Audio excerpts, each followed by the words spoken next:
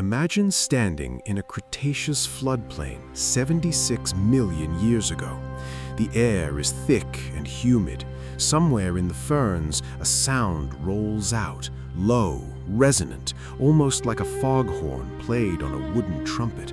It isn't coming from a mouth, it's coming from a bone.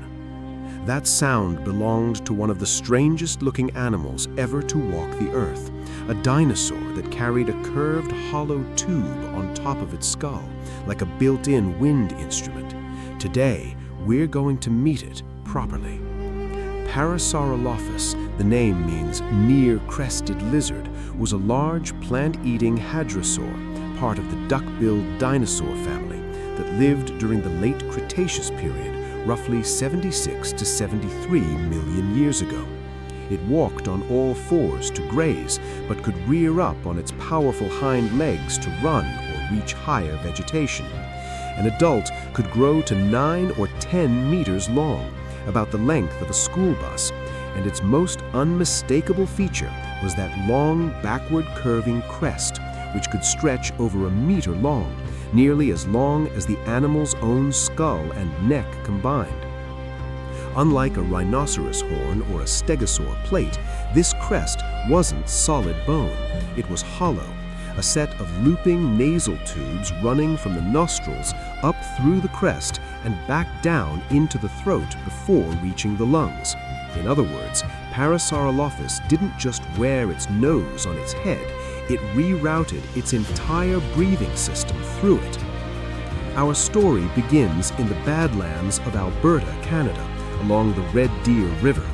In 1920, a University of Toronto field expedition was combing through exposures of rock when they recovered a partial skeleton, a skull with that unmistakable curved crest, along with parts of the body. 2 years later, in 1922, Canadian paleontologist William Parkes formally described the animal and gave it its name, Parasaurolophus walker. The species name honored Sir Byron Edmund Walker, a prominent supporter of the Royal Ontario Museum. This specimen became the holotype, the official reference skeleton that all future Parasaurolophus finds would be compared against. A decade later, attention shifted south to the Badlands of San Juan County, New Mexico. Fossil hunters working the Kirtland Formation uncovered a skull with a straighter, longer crest, subtly different from the Alberta specimen. In 1931, paleontologist Carl Wieman described it as a new species, Parasaurolophus tubicin, tube piper, a name that practically writes its own soundtrack.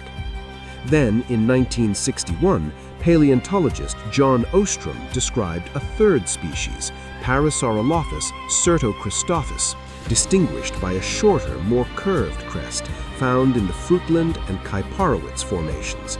For decades, scientists debated whether this smaller crested form was really its own species, a female of one of the other species, or simply a juvenile. It's a debate that a much later discovery would help settle. For nearly 90 years, Parasaurolophus was known almost entirely from adults. Then, in 2009, everything changed.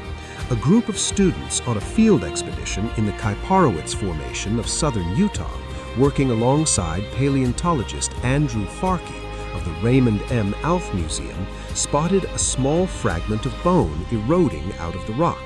At first, it looked like nothing special, maybe a broken rib.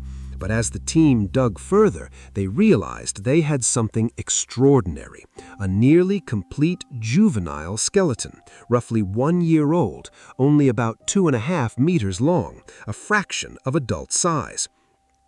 The juvenile, catalogued as specimen RAM 14,000 and nicknamed Joe, turned out to be the youngest and most complete Parasaurolophus ever found, and its skull had the barest beginning of a crest.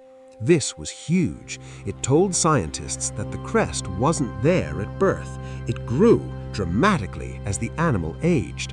And that discovery gave real weight to the idea that Ostrom's smaller-crested certocristophus specimens might simply represent younger individuals rather than a distinct species, a questions still actively studied today.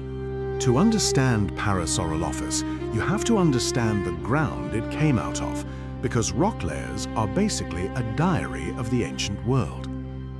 The Dinosaur Park Formation, exposed along Alberta's Red Deer River inside what's now Dinosaur Provincial Park, a UNESCO World Heritage Site, represents an ancient coastal floodplain that existed about 76 to 75 million years ago, right at the edge of a shallow inland sea called the Western Interior Seaway. This was a lush, humid subtropical environment full of rivers, swamps, and dense vegetation, prime real estate for plant-eating giants. It's one of the richest dinosaur-bearing rock formations on the planet, having produced dozens of species, including horned dinosaurs, armored dinosaurs, tyrannosaurs, and, relatively rare among them, Parasaurolophus walker. Further south, the Kirtland and Fruitland formations of the San Juan Basin in New Mexico preserve a slightly different slice of time and environment. River deltas and floodplains skirting the same great inland sea, but representing conditions a little later in the Campanian age. It's here, specifically in the Dinazin member of the Kirtland Formation, that every known specimen of Parasaurolophus tubicen has been found. And finally, the Kuiperwitz Formation within the vast Grand Staircase Escalante National Monument in southern Utah represents another Campanian age floodplain environment, dated to around 75.5 million years ago. This formation has become one of the most productive dinosaur graveyards in North America in recent decades, and it's the formation that gave us Joe, the juvenile that rewrote what we knew about Parasaurolophus growth. Here's a question people always ask. How do we actually know these bones are 75 million years old and not 70 or 80? The answer comes down to two complementary techniques, stratigraphy and radiometric dating. Stratigraphy is built on a simple, powerful idea called the law of superposition. In an undisturbed sequence of sedimentary rock, older layers sit at the bottom and younger layers sit on top, like pages stacked in a book. When paleontologists find a fossil, the very first thing they do is record exactly which layer, which page it came from, along with everything else in that same layer. Fossils found together in the same layer, or the same narrow band of layers, are understood to have lived at roughly the same time, even if they're miles apart, as long as the rock layer can be traced or correlated between sites. This is also why the specific rock formation matters so much. The Dinosaur Park Formation, the Kirtland Formation, and the Kuiperwitz Formation aren't just place names. Each one represents a distinct, datable slice of geological time, which is exactly why paleontologists can say with confidence that Parasaurolophus walker lived slightly earlier than Parasaurolophus tubicen, based on where each species sits in the rock record. But stratigraphy alone only tells you relative age, older versus younger. To get an actual number, like 75.5 million years, scientists turn to radiometric dating. Here's the core idea.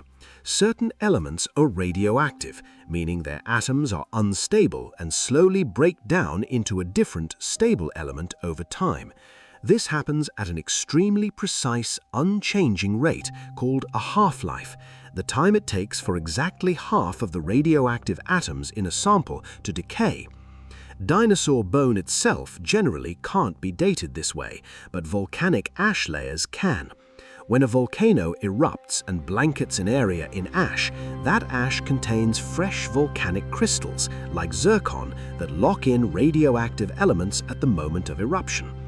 If paleontologists can find a layer of volcanic ash just above or just below the layer containing a dinosaur fossil, they can date that ash with extreme precision, using methods like uranium-lead dating. And that gives a very tight age bracket for the fossil sitting nearby. This is exactly how the Kuiperwitz Formation and Joe, the juvenile Parasaurolophus within it, has been dated to approximately 75.5 million years. Combining the layer-by-layer logic of stratigraphy with the atomic clock of radiometric dating. Now, back to that crest, because it's the single most debated feature of this dinosaur's entire anatomy. Early researchers, working with incomplete information, floated some now discarded ideas that the crest housed a snorkel for underwater breathing, or that it acted as a weapon in combat. Modern research has moved well past both. The leading, well-supported hypothesis today is that the crest functioned primarily as a resonating chamber, essentially a built-in wind instrument. Air traveling through those long, looping internal tubes would have let Parasaurolophus produce deep, low-frequency calls, and because every internal tube layout was slightly different, even between individuals of the same species, each animal may have had something close to its own distinctive voice. A second closely related idea is visual and social signaling. The differences in crest shape and size between species and between males, females, and growing juveniles suggest the crest may have also functioned like a billboard, a way to recognize members of your own species, signal maturity, or attract a mate, much like the elaborate horns and antlers of many living animals today. And thanks to the juvenile specimen, Joe, we now know the crest wasn't fixed. It grew substantially as the animal matured, starting as barely more than a bump and developing into that full sweeping tube by adulthood. That growth pattern itself supports the idea that the crest played a role in signaling age and maturity within a social group. Putting all of this together, a picture emerges of Parasaurolophus as a social animal. Multiple skeletons found within the same rock layers at several sites hint that these animals may have moved in herds or loose groups, much like many large plant eaters do today. A resonating crest capable of long-distance, low-frequency calls would have been especially useful for a herd animal, keeping a group together across dense floodplain vegetation, warning others of approaching predators like Tyrannosaurus, or helping individuals locate each other in low visibility. Its skull also tells us about its diet. Like other hadrosaurs, Parasaurolophus had hundreds of small, tightly packed teeth arranged in dental batteries, constantly replaced as they wore down, an adaptation for grinding tough, fibrous Cretaceous plant material, likely including conifer needles, ferns, and flowering plants that were just beginning to diversify at the time. Nearly a century after William Parkes first named it, Parasaurolophus remains one of paleontology's best case studies in how science actually works, not as a single dramatic discovery, but as a slow accumulation of evidence, revised again and again as new fossils come to light. A holotype from Alberta, a second species from New Mexico, a third species that sparked a decades-long debate, and finally, a one-year-old juvenile from Utah that helped settle, or at least reframe, that very debate decades later. Every one of those skeletons you've seen throughout this video, in Alberta, in New Mexico, in Utah, and in museum halls around the world, is a physical piece of that 75-million-year-old story, dug out of the ground layer by layer, dated atom by atom, and pieced back together bone by bone. So the next time you're standing in a museum hall and you look up at that long, curving crest, you're not just looking at old bone. You're looking at 100 years of careful digging, careful dating, and careful science, one trumpet-headed dinosaur at a time. If you enjoyed this deep dive into Parasaurolophus, hit subscribe so you don't miss the next episode in this series, and drop a comment below. I'd love to know if you could hear the actual call of Parasaurolophus recreated from its skull. Do you think it would sound more like a foghorn, a trombone, or something else entirely? Let me know your guess down in the comments.